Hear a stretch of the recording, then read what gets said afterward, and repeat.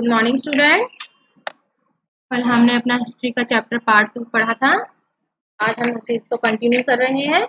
कल हमने क्या क्या पढ़ा था कि कॉजेज ऑफ रिवॉल्ट, जिसमें हमने पॉलिटिकल कॉजेज पढ़े थे, military causes, social and religious causes and economic causes.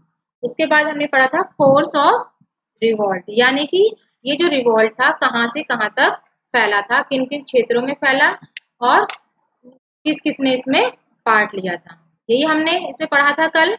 तो हमने कल ये पढ़ लिया था कि मेरठ से होते हुए दिल्ली, फिर दिल्ली से झांसी, झांसी से कानपुर। ठीक है, इतना हमने पढ़ लिया था।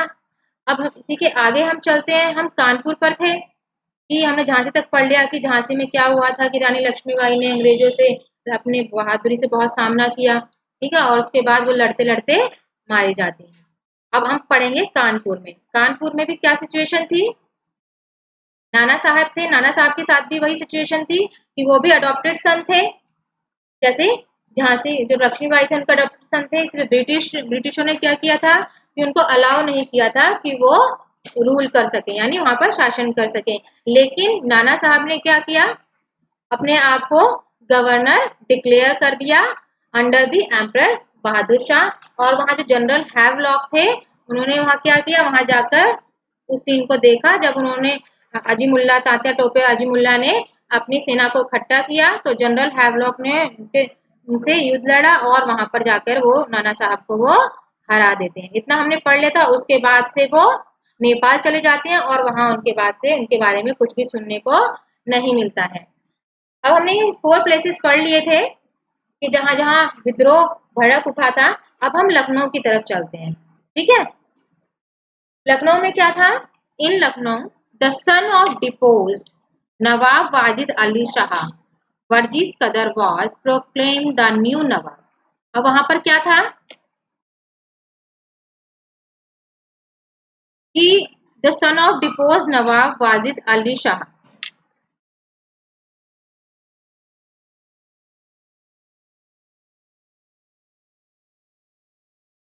कि डिपोज मतलब अपदस्थ, यानी उनको अपने पद से हटा दिया गया हो।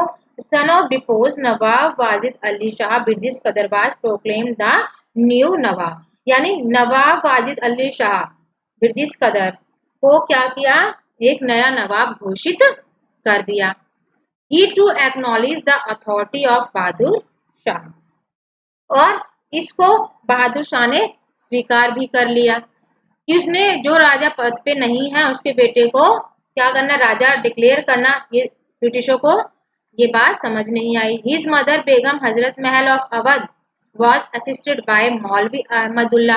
उसकी जो माँ थी बेगम हजरत महल अवध की, ठीक है, तो उसने वो किससे असिस्ट हो रही थी, किससे सहायता प्राप्त कर रही थी, मौलवी अहमदुल्ला से। They organised an all out attack shooting Sir Henry Lawrence and many soldier dead in prolonged battle. अब उन्होंने कैसा वातावरण तैयार किया कि उन्होंने ऐसा ऑर्गेनाइज किया, ऐसी तैयारियां की कि जो भी अटैक था वो सर हेनरी लॉरेंस के अगेंस्ट किया और बहुत से सैनिकों को इसमें मार डाला। किसने, अहमद, मौलवी अहमदुल्ला, जो कि हजरत महल को असिस्ट कर रहे थे उनको। इट वॉज ओनली वैन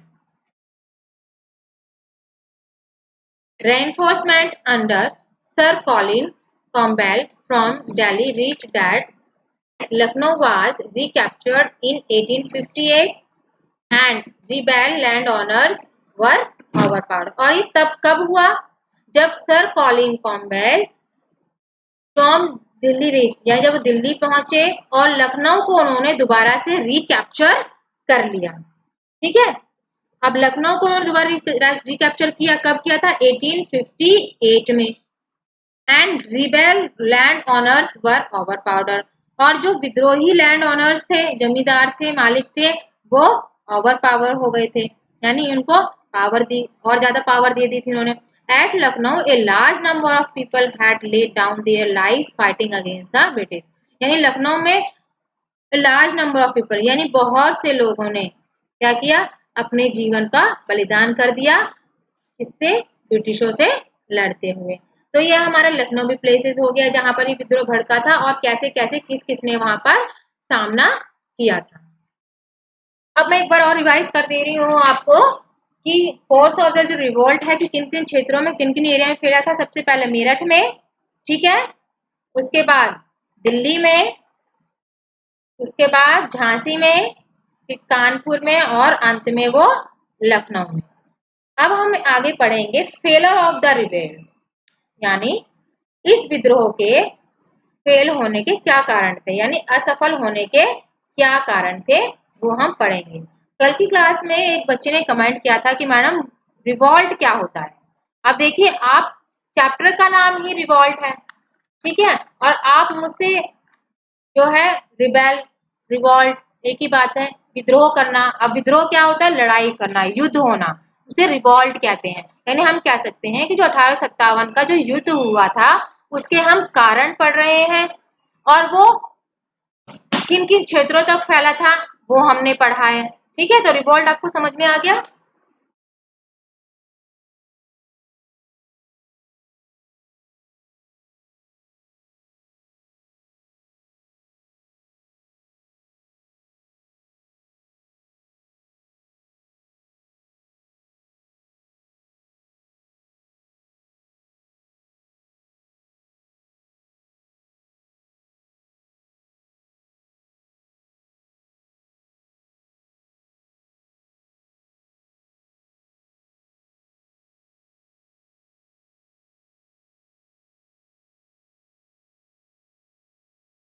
ठीक है, तो अब किन किन क्षेत्रों तक फैला था ये युद्ध या लड़ाई। हम आपको अगर रिवॉल्ट समझ में नहीं आ रहा, आपको विद्रोह समझ में नहीं आ रहा, आपको लड़ाई और युद्ध तो समझ में आ ही जाएगा। तो अगर आपको नहीं पता कि रिवॉल्ट क्या है तो वही है कि 1857 का युद्ध क्यों हुआ था, ठीक है। इसे हम गदर भी कह सकते हैं। आपने गदर मूवी भी देखी होगी, उसे गदर समझ सकते हो कि उसमें देखो पूरी मूवी में क्या है, सिर्फ लड़ाई झगड़े ही होते हैं। तो इस तरह से ये भी एक गदर ही था, ठीक है। तो यहाँ पर हमने 5 प्लेसेस में पहला था मेरठ, दिल्ली, झांसी, कानपुर और लखनऊ। अब हम इस क्या पढ़ेंगे, इसके असफल होने के क्या कारण थे कि ये जो विद्रोह था ये सफल क्यों नहीं हो सका, ठीक है। तो सबसे पहले, no doubt the Indian leaders were brave, skillful, patriotic, but they were no match to the English generals। हम क्या कह रहे हैं, इसमें कोई शक नहीं है कि जो हमारे इंडियन लीडर्स थे क्या थे, वो बहुत बहादुर थे, ठीक है, स्किलफुल थे, पैट्रियोटिक थे, यानी देशभक्त थे। लेकिन फिर भी ऐसे क्या कारण रहे कि ये जो विद्रोह था ये असफल हो गया। तो हम यही पढ़ेंगे, but they were no matches to English generals, लेकिन उनका कोई भी सामना नहीं था इंग्लिश जनरलों के साथ, यानी ब्रिटिशों से इनका क्या मुकाबला। The English were more able and experience, क्या थे जो ब्रिटिश लोग थे वो क्या थे, बहुत ही योग्य थे और बहुत ही एक्सपीरियंस्ड थे। आप सबको भी पता है कि ब्रिटिश थे, पढ़े लिखे भी थे, उनके पास एक्सपीरियंस भी था। In all areas the revolt was suppressed with in a little over a year of its outbreak. तो ये क्या है, इन सारे एरिया में क्या हुआ, जो रिवॉल्ट था इनको कुछ ही सालों में, छोटे से समय में ही इनको दबा दिया गया, सप्रेस यानी कुचल दिया गया या इन विद्रोह को दबा दिया गया। और इसके दबाने के बहुत से कारण थे, वो हम आगे पढ़ेंगे।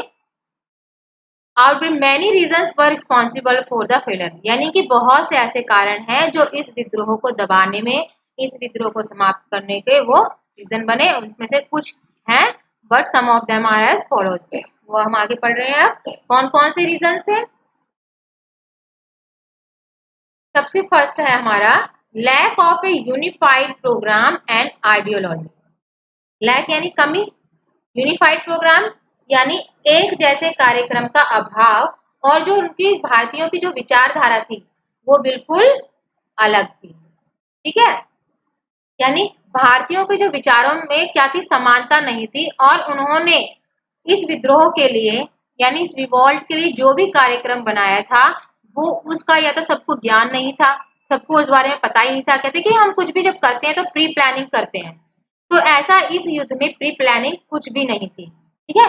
कोई भी यूनिफाइड प्रोग्राम यानी एकीकृत कार्यक्रम नहीं था, यानी लोगों की कोई भी एक विचारधारा नहीं थी। The rebellion swept of the British system of government and administration in India. क्या है विद्रोहियों ने क्या किया? स्वेप्ट ऑफ मतलब बिल्कुल साफ करना। क्या? जो परंपरा ब्रिटिश सिस्टम थी या जो ब्रिटिशों की जो गवर्नमेंट थी, उनका एडमिनिस्ट्रेशन था, उस परंपरा को उन्होंने, उस कार्यक्रम को, एडमिनिस्ट्रेशन को उन्होंने बिल्कुल हटा दिया अपने विद्रोह से। ठीक है। But the rebels did not know what to create in its place. अब वो ये नहीं जानते थे कि उन्होंने जो ब्रिटिश सरकार है या उनका जो प्रशासन है, उन्होंने इसको समाप्त तो कर दिया, लेकिन अब वो ब्रिटिश है, वो चुपचाप तो बैठने वाले नहीं है, वो कुछ ना कुछ तो करेंगे ही, क्योंकि उनके पास तो एक्सपीरियंस है। तो उनके माइंड में ये बिल्कुल भी नहीं आया कि अगर उन्होंने ये एडमिनिस्ट्रेशन पूरा समाप्त कर दिया है तो इसकी जगह पे ब्रिटिश क्या करेंगे। तो they had no forward looking plan in mind. तो उनको, उनके पास क्या आगे के लिए कोई प्रोग्राम था ही नहीं। उनके मन में ये, जब उनको यही नहीं पता था कि ब्रिटिश ये सुनकर भड़क उठेंगे या कुछ भी करेंगे, तो उनके पास कोई प्लान नहीं था, वो आगे का प्लान क्यों बनाते। This made them rely on the outmoded federal system with Bahadur Shah at its head. उसने क्या किया कि जितने भी भारतीय थे, उनके माइंड में क्या थी कि बहादुर शाह जफर की जो नीतियां हैं, सामंती व्यवस्था है, वो इस सिस्टम को यानी इस विद्रोह को सफल बनाने में सहायता करेगी। लेकिन उन्होंने जब उसकी इस सामंतवादी व्यवस्था पर भरोसा किया, लेकिन वो भरोसा काम नहीं आया। ठीक है। एक तो ये रीजन था कि उनमें कोई भी यूनिफाइड प्रोग्राम नहीं था। फर्स्ट रीजन तो ये था उनके फेल होने का। ठीक है। अब इस युद्ध में कौन कौन थे इस रिवॉल्ट में? The other prominent leaders of rebellion like Nana Saheb, Begum of Awadh. इनके बारे में आप पढ़ ही चुके हो। नाना साहेब क्या किया जब ब्रिटिश ने उन्हें हरा दिया? ठीक है। जनरल हैवलॉक ने उन्हें हरा दिया तो वो नेपाल चले गए और वहां से वो, उनका कुछ पता ही नहीं चला। इसी तरह से बेगम ऑफ अवध थी। तो ये दोनों ही क्या थे, कोई भी ऐसे कोई ताकतवर ऐसे लीडर्स नहीं थे जो इस विद्रोह को कामयाब बना सकते। तो फेल होने का एक रीजन हमने पढ़ लिया है। अब है lack of unity among Indians. ठीक है। वहां यूनिफाइड प्रोग्राम की कमी थी, यहाँ यूनिटी की कमी थी। भारतीयों में एकता का अभाव था। क्या था? एकता का अभाव। ठीक है। एकता का अभाव।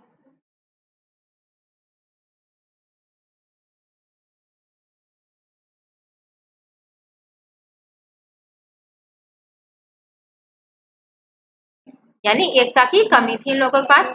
As mention above, no broad based unity among the Indian people could emerge। यानी इस विद्रोह को सफल बनाने के लिए कोई भी ऐसी ब्रॉड बेस्ड यूनिटी नहीं थी इसके पास कि वो सारे मिलजुल कर एकता से काम कर सके। While sepoys of the Bengal army were revolting, some soldiers in Punjab and South India fought on the side of the British to crush these rebellions। ठीक है। अब क्या है यहाँ देखिए आप क्या कह रहे हैं यहाँ पर कि जब भारतीयों में खुद ही एकता नहीं थी तो ये विद्रोह सफल नहीं हो सकता था।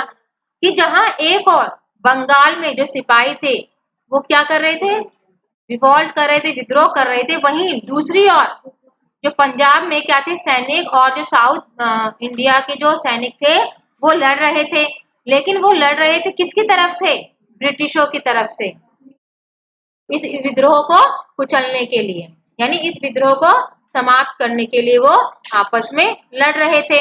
यानी बंगाल के जो सिपाही थे वो तो विद्रोह कर रहे थे, यानी वो भारतीयों की तरफ से लड़ रहे थे। ठीक है।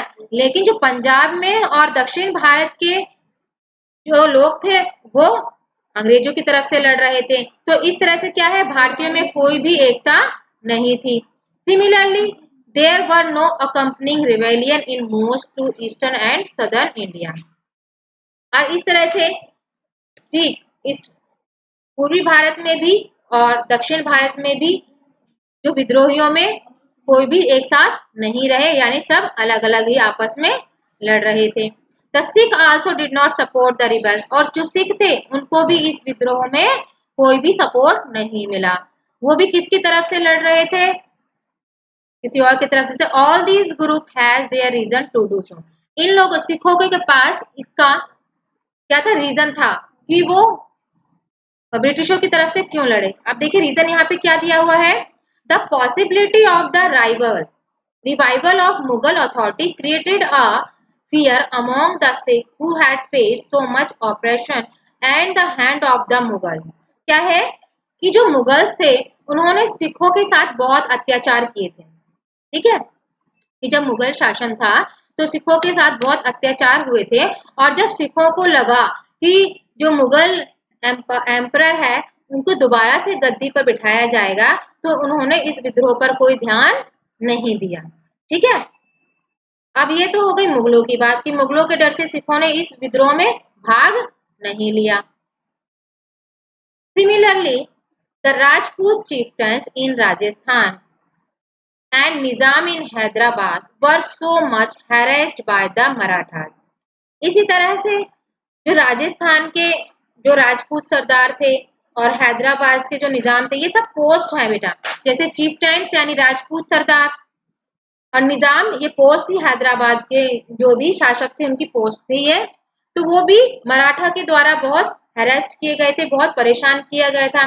सो they dreaded the rival of Maratha power, इसलिए वो क्या है कि मराठा पावर से बहुत घबरा गए थे, तो उन्होंने भी इस विद्रोह की तरफ कोई ध्यान नहीं दिया। ठीक है, तो क्या है कि सब अपने अपने मग्न थे, सब एक अपने अपने इन्होंने ग्रुप बनाए हुए थे और सब इस विद्रोह से दूर भाग रहे थे। कोई भी एक ऐसा रीजन नहीं नजर आता था कि ये सारे एक साथ मिलकर इस रिवोल्ट को सफल बनाए। Beside this, there were some element of the peasantry that had profited from the British rule।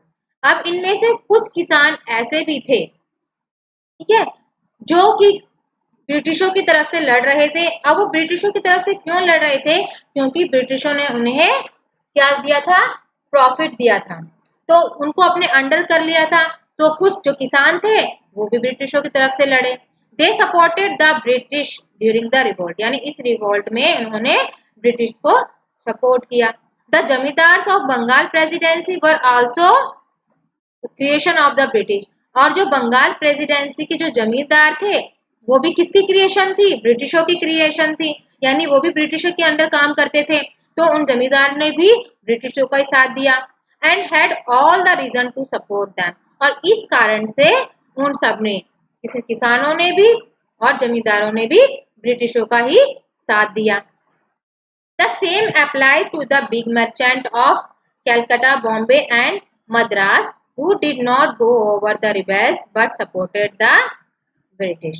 ठीक है, अब यही सारी सिचुएशन उन बड़े व्यापारियों पर भी लागू होती है जो कलकत्ता, बॉम्बे और मद्रास के जो व्यापारी थे उन पर भी। उन्होंने भी ब्रिटिशों को ही सपोर्ट किया, उन्होंने भारतीयों को सपोर्ट नहीं किया। ठीक है, तो ये सारे रीजन थे कि जिसके कारण से ये जो रिवोल्ट था ये फेल हुआ था। ना सबको क्लियर होगा? हम आगे चलते हैं। तो थर्ड रीजन हम जानेंगे कि ये जो रिवोल्ट था क्यों फेल हुआ था। हमने दो रीजन पढ़ लिए हैं, lack of unified programme and lack of unity among Indians.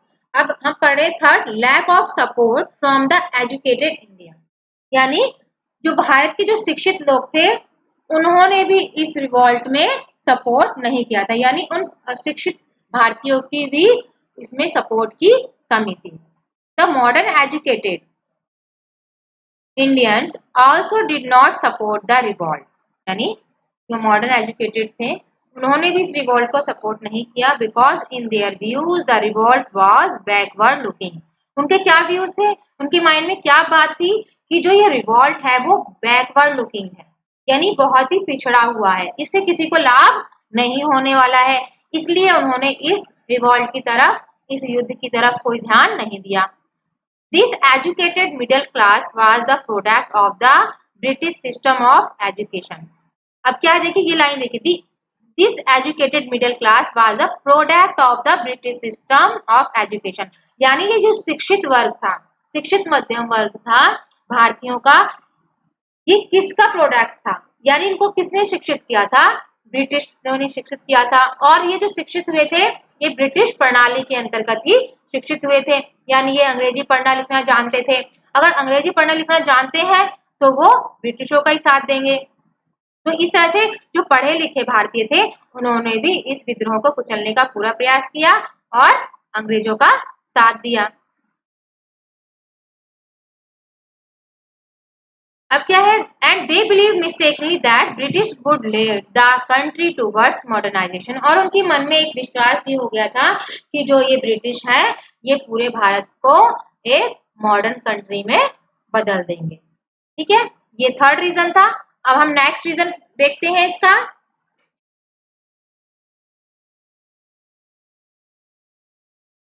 अब जो नेक्स्ट रीजन है वो है डिसयूनिटी अमंग द लीडर्स।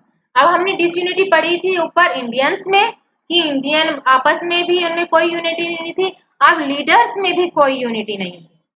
ठीक है, ये भी एक रीजन था इसका, इस रिवॉल्ट का फेल होने का। क्या the main problem however was lack of unity in the rank of rebels themselves. Ranks यानी जो भी रैंकर्स थे, जिस जिस पद पर यानी जो शासक थे उन लीडर्स में भी आपस में कोई यूनिटी नहीं थे, सब अपने अपने क्षेत्र में लड़ रहे थे लेकिन उन्होंने आपस में सहयोग नहीं दिया। There leaders were suspicious and jealous of each other. क्या करते थे वो जो नेता लीडर्स थे, एक दूसरे पर संदेह करते थे और एक दूसरे से वो ईर्ष्या भी करते थे। तो ये सारे रीजन थे इस रिवॉल्ट के फेल होने के। अब क्या था कि jealous of each other and often indulge in petty quarrels। petty quarrels means छोटे छोटे झगड़ों में वो हमेशा लिप्त रहते थे, यानी हमेशा ही ऐसा सोचते थे कि आपस में वो झगड़े में मतलब बंधे रहते थे। The Begum of Awadh for example quarrel with मौलवी अहमदुल्ला। अब एक एग्जाम्पल लेते हैं किस तरह से ये आपस में लड़ते थे। कि जैसे बेगम ऑफ अवध आपने पहले ही पढ़ा, वो क्या है कि मौलवी से ही असिस्ट हो रही थी, यानी मौलवी ही उन्हें असिस्ट कर रहे थे, उनसे सहयोग प्राप्त कर रहे थे। लेकिन बेगम ऑफ अवध ने क्या किया, मौलवी के साथ ही झगड़ा कर लिया, यानी क्वेरल विद मौलवी Ahmadullah and the Mughal princess with the सिपाही जनरल। और मुगल राजकुमारों ने सिपाही जनरल्स के साथ, जो सिपाही जनरल थे उनके साथ लड़ाई झगड़े कर लिए। Azimullah the political adviser of the Nana Sahab. Azimullah कौन थे, नाना साहब के जो राजनीतिक सलाहकार थे। उन्होंने क्या कहा कि नाना साहब asked him not to visit Delhi lest he be overshadowed by the Emperor Bahadur Shah. उसने क्या कहा कि जब तक दिल्ली पर बहादुर शाह की छाया रहेगी, यानी जब तक ये ऐलान रहेगा कि बहादुर शाह जफर ही दिल्ली का शासक है, वो आगे नहीं बढ़ेगा, यानी वो साथ इस विद्रोह में वो साथ नहीं देगा। अब इस तरह देखिए बेगम ऑफ अवध और मौलवी अहमदुल्ला और मुगल प्रिंसेस, सैनिक जो जनरल थे वो अजमुल्ला, इस तरह राणा साहब, ये क्या है अलग अलग हो गए सब, यानी कोई भी मिलजुल कर इन्होंने इस रिवॉल्ट में एक दूसरे की सहायता नहीं की। The selfishness and narrow perspective of the leaders sapped the strength of the revolt and prevented its consolidation। अब इस सब ने क्या, सेल्फिशनेस यानी इस सब लोग क्या है आपस में स्वार्थी हो गए थे, उनकी जो विचारधारा थी बिल्कुल संकीर्ण हो गई थी, यानी वो अपना अपना भला सोच रहे थे। तो इस सब ने क्या किया, इन लीडर्स को सैप्ड यानी शक्तिहीन कर दिया और जो इस रिवॉल्ट की जो ताकत थी वो समाप्त हो गई, यानी ये रिवॉल्ट आगे नहीं बढ़ सका। हमने 4 रीजन पढ़ लिए, अब हम 5th रीजन कर रहे हैं military superiority of the British. यानी जो ब्रिटिशों की जो मिलिट्री थी, सैनिक शक्ति थी, वो भारतीय सैनिक शक्ति से ज्यादा थी। ठीक है, क्योंकि आपको तो पता है कि वो एक्सपीरियंस थे, एजुकेटेड थे, तो उनकी जो मिलिट्री पावर तो ज्यादा होगी ही इंडियन से। तो another major factor for the defeat of the rebels was the British superiority in arms. Arms मतलब जो उनके हथियार थे वो सुपीरियर थे, कौन, ब्रिटिश, किससे, इंडियन से ज्यादा। तो एक और कारण है उनका डिफीट होने का, इंडियंस का डिफीट होने का, कि जो उनके पास जो शक्ति थी, हथियारों की शक्ति थी, वो कम थी। यानी भारतीयों के पास हथियार कम थे और ब्रिटिशों के पास ज्यादा थे। The British imperialism, at the height of its power the world over and supported by most of the Indian princes and chiefs, proved militarily too strong for the rebels. अब जब उनके पास सैन्य शक्ति ज्यादा थी तो इम्पेरियलिज्म यानी जो सामंतवादी उनकी व्यवस्था थी, जो पॉलिसी थी, वो बहुत ऊंचाई तक पहुंच गई थी और पूरे वर्ल्ड ने, यही नहीं भारतीयों ने, पूरे वर्ल्ड ने उनको ही सपोर्ट किया। इंडियन प्रिंसेस ने या जो जो चीफ थे, सरदार थे, उन्होंने ही प्रूव कर दिया कि जो मिलिट्री है ब्रिटिशों की वो बहुत पावरफुल है। While the rebels were lacking in discipline, और इस रिबेल में क्या था, डिसिप्लिन का भी अभाव था, यानी कोई भी अनुशासन से कार्य नहीं हो रहा था। And in central command the British continue to have a constant supply of discipline soldier.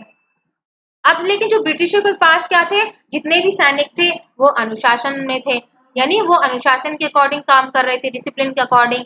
War material, उनके पास युद्ध के सारे साधन थे, किसके पास, अंग्रेजों के पास। And money from British, sheer courage could not win any battle, यानी केवल साहस, हमारे मन में अगर ये बात है कि हमारे अंदर साहस है, तो केवल ये बात ही हमें किसी भी युद्ध को जिताने में सफल नहीं हो सकते।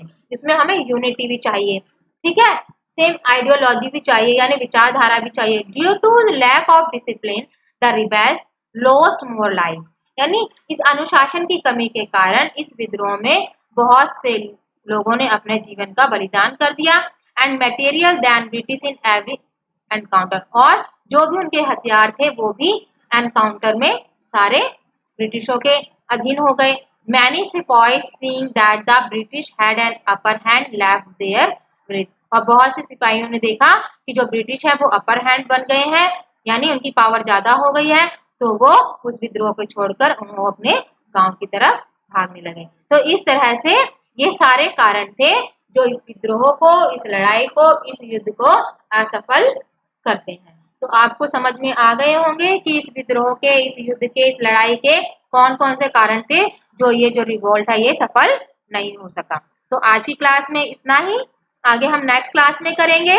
तो आज हमने जो पढ़ा उसको अच्छी तरह से आप अपने माइंड में रखना, दोबारा से रीड करना, और जो समझ में ना आए तो आप नेक्स्ट क्लास में पूछ सकते हैं। Good morning everyone again and goodbye. Thank you very much.